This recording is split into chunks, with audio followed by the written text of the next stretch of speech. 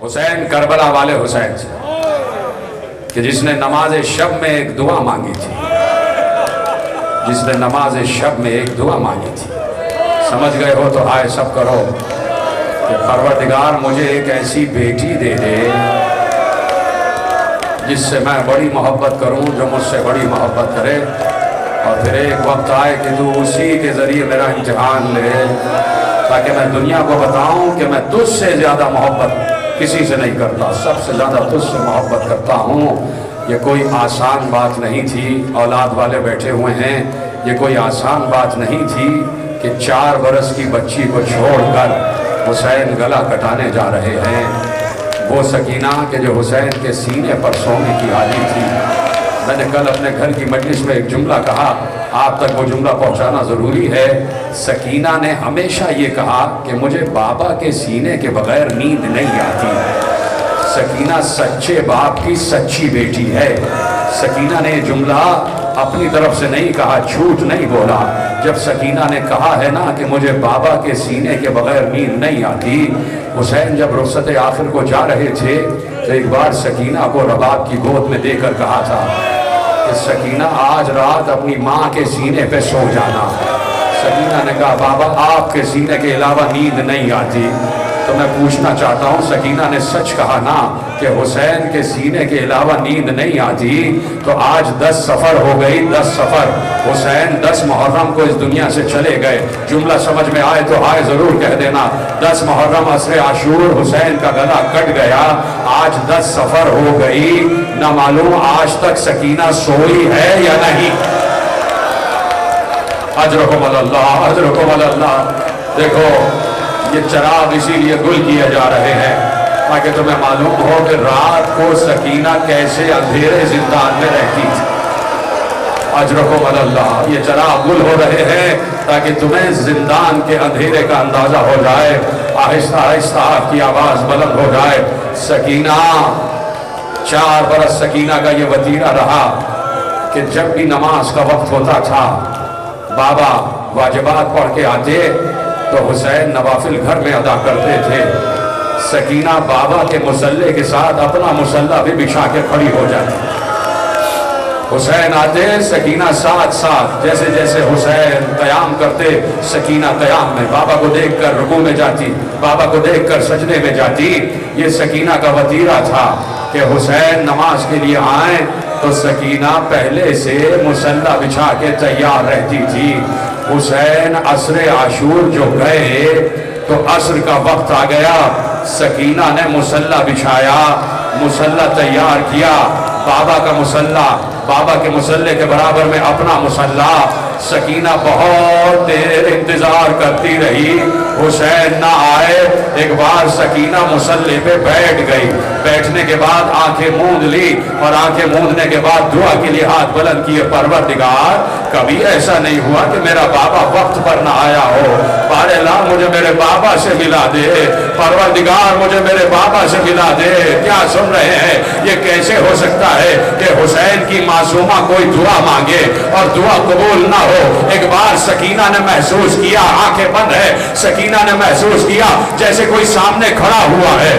اب جو سکینہ نے آنکھیں کھولی، دیکھا سامنے ایک شقی کھڑا ہوا ہے، اس نے حسین کا کٹا ہوا سر اپنے ہاتھوں میں لیا ہوا ہے، حسین کے بالوں سے پکڑ کر، اور ایک بار سکینہ کی گود میں سر حسین کو پھینک کر کہا اپنے بابا کا انتظار کر رہی تھی۔ ماتم ماتم ماتم کیے جاؤ، ماتم کیے جاؤ۔ کیا گزری ہے سکینہ پر، یہ 4 برس کی یتیمہ جانتی ہے۔ ہاں آپ کی آواز لیکن یہ بلند ہو رہی ہے، میں روک رہا ہوں اپنے کو، یقین مانے میرا کلیجہ پھٹ رہا ہے۔ جس کے 4 برس کی بچیاں ہیں وہ سوچے سکینہ پر کیا گزری ہے۔ جب بیٹی باپ سے بچھڑ رہی ہوتی ہے تو بیٹی پر کیا گزرتی ہے۔ بار بار سکینہ جب رخصت آخر کے لیے حسین آئے ہیں تو حسین نے سکینہ کو گود میں اٹھا لیا تھا۔ سکینہ نے ایک جملہ کہا، بابا کہاں جا رہے ہیں، بابا کہاں جا رہے ہیں؟ پلٹ کر کہا تمہاری دادی کے پاس جا رہے ہیں، جہاں تمہاری دادی ہے وہاں جا رہے ہیں۔ سکینہ نے دوسرا سوال کیا، بابا जहां आप जा रहे हैं वहां पानी मिलता है, वहां पानी मिलता है। हुसैन बेइख्तियार तड़प कर रो रहे थे। सकीना के रुखसार चूम कर कहा, सकीना बहुत प्यासी हो, बहुत प्यास लग रही है, बहुत प्यास लग रही है। सकीना ने कहा, बाबा अपने लिए पानी नहीं मांग रही। कहा, किस लिए मांग रही हो? कहा, बाबा पुश्ते खैमागाह पर आपने भैया अली असगर की कब्र बनाई है, भैया की कब्र सूखी हुई है, कब्र पर पानी छिड़कोगे।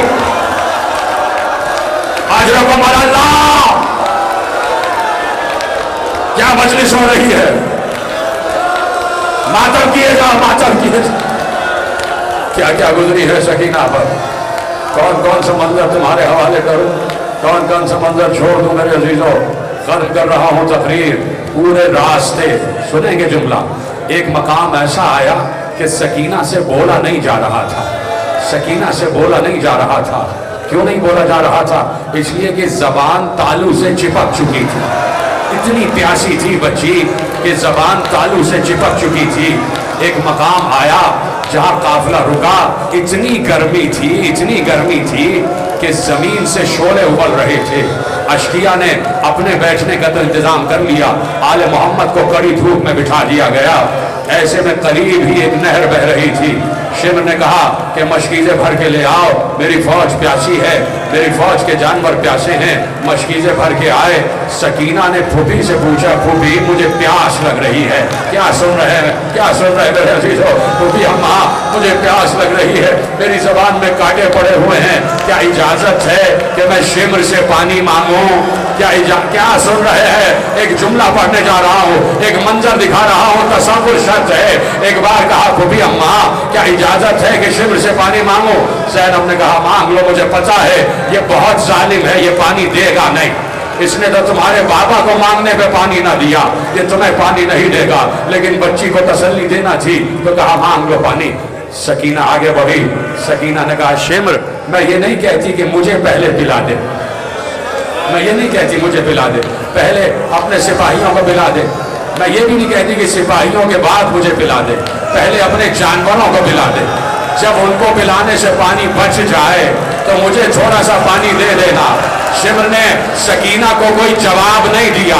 मक्तल निगार लिखता है कि बच्ची उसकी खामोशी को रजामंदी समझी, शिमर की खामोशी को रजामंदी समझी।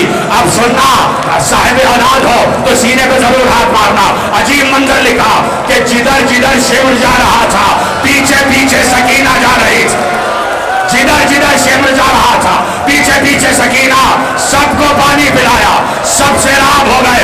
सकीना ने देखा कि पानी बचा हुआ है, बच्ची आगे बढ़ी, चुल्लू बढ़ाया, थोड़ा सा पानी दे दो। शिमर हंसा, बच्ची को दिखाकर पानी जमीन पर। मातम करो मत।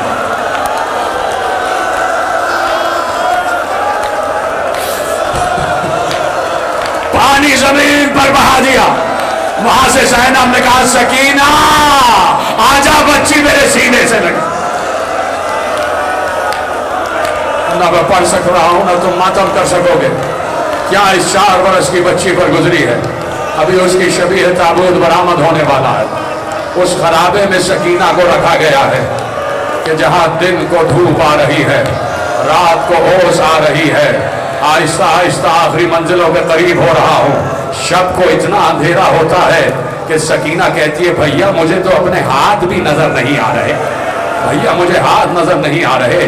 जब शाम होती है तो कैद खाने की रोशनदान से सकीना देखती है कुछ परिंदे हैं जो उड़ते हुए जा रहे हैं। भैया सज्जाद, ये परिंदे कहाँ जा रहे हैं? कहा, ये अपने अपने घरों को जा रहे हैं। बच्ची को इतना अरमान था कि बार बार पूछती, भैया ये परिंदे अपने घर जा रहे हैं, हम अपने घर कब जाएंगे, हम अपने घर कब जाएंगे? सज्जाद सकीना को कलेजे से लगा कर रह जाते। सकीना रोज कैद खाने के दरवाजे पे आके खड़ी हो जाती। रोज शाम की औरतें आ जाती। सकीना, कौन हो तुम बच्ची? सकीना अपनी कहानी सुनाती। हम मदीने के रहने वाले हैं, मेरा चचा मुझसे बड़ी मोहब्बत करता था, मेरा बाबा मुझसे बड़ी मोहब्बत करता था, मैं कभी जमीन पर सोई नहीं, मैं हमेशा अपने बाबा के सीने पर सोई, कभी चचा की गोद में, कभी भैया अली अकबर की गोद में, कभी अम्मा की गोद में। रात आती तो अपने बाबा के सीने पर सो जाती। सकीना रोज अपनी कहानी सुनाती, रोज शाम की औरतें आ जाती। जो तकरीर बिल्कुल आखिरी मरहले में आ रही है, तुम्हारी आवाजें गिरिया बुलंद हो जाए, रोज शाम की औरतें आती, सकीना अपनी कहानी सुनाती। आज शाम की औरतें आई, शाम हो गई, शाम की औरतें आई, बड़े एहतिमाम से आई, अपने नन्हे नन्हे बच्चों को लेकर आई कि आज बच्चों को भी सकीना की ज़बानी कहानी सुनाएंगे।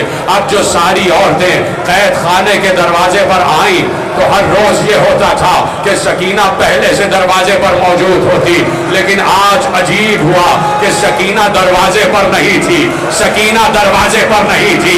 शाम की औरतें कैद खाने की जालियों को पकड़ कर बैठ गई, आवाज दे रही थी, सकीना आओ, अपनी कहानी सुनाओ, आज हमारे बच्चे भी हमारे साथ आए हैं, क्या हमसे कोई खता हो गई? अरे सकीना की आवाज तो ना आई, जंजीर की झनकार की आवाज आई। एक कैदी जंजीरों में जकड़ा हुआ कैद खाने के दरवाजे पर आया, आवाज दी, ऐ शाम की औरतों, जो बच्ची रोज कहानी सुनाती थी, हाकिम के जुल्म सह के आज मर गई, उसका बाबा उसे आकर ले गया। अरे मैं अपने हाथों से उसकी कब्र बना कर आ रहा हूं। आए सकीना।